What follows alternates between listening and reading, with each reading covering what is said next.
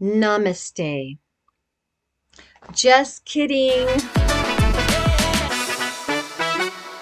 Now I want to talk to you about words because remember, we are talking about possible leftover influences of the New Age that may still be in your life as a Christian.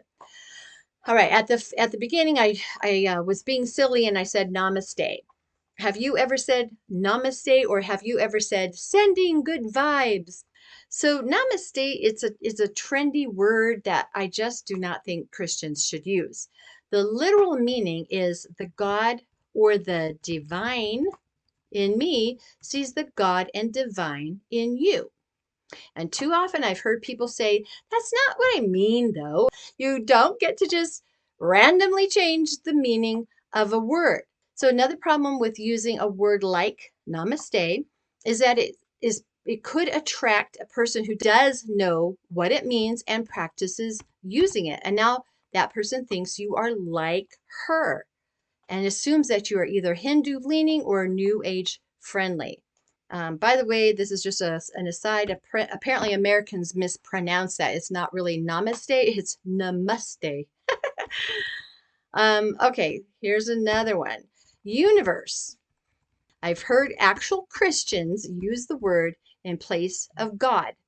And I've had a Christian tell me that she put it out to the universe when she actually was trying to tell me that she was praying for something.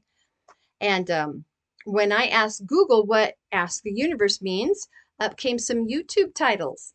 One of them was How to Trust the Universe When Things Go Wrong. Another said, Get out of the way and let the universe deliver. And the last one, Ask and you shall receive. How to speak with the universe and manifest what you want in 3 easy steps. And since in this video I'm not attempting to expose every form of New Age, I won't go into any more detail. The point is, be aware. I want you to put 100% of your faith in Jesus Christ. Every form of worship, every form of trust, and every prayer is in Him.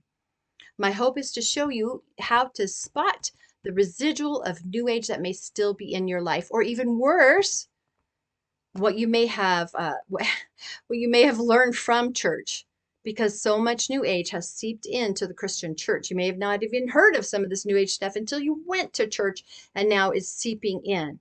But you can. I know when you're sincere and you ask God, He's going to help show you what those things are and stay away from them.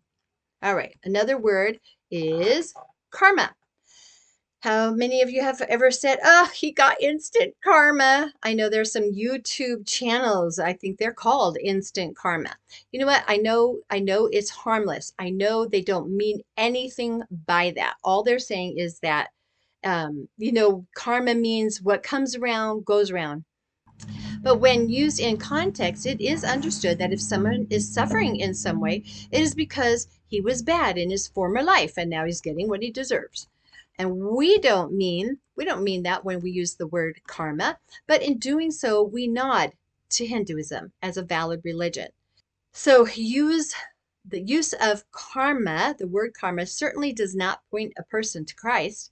When someone says, be blessed or have a blessed day, I can't help but assume that that person is a Christian.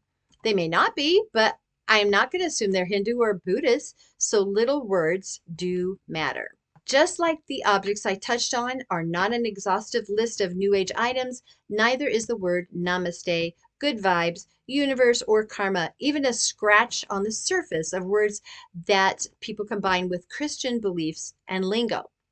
If New Age residue is in your life, please daily ask the Holy Spirit to reveal to you any word you're using that is specifically a New Age term and not Christian, or a word from a false religion. When you are sincere, God by His Holy Spirit will help you every day to weed those words out of your normal conversation. And the last thing I want to discuss is residual New Age practices.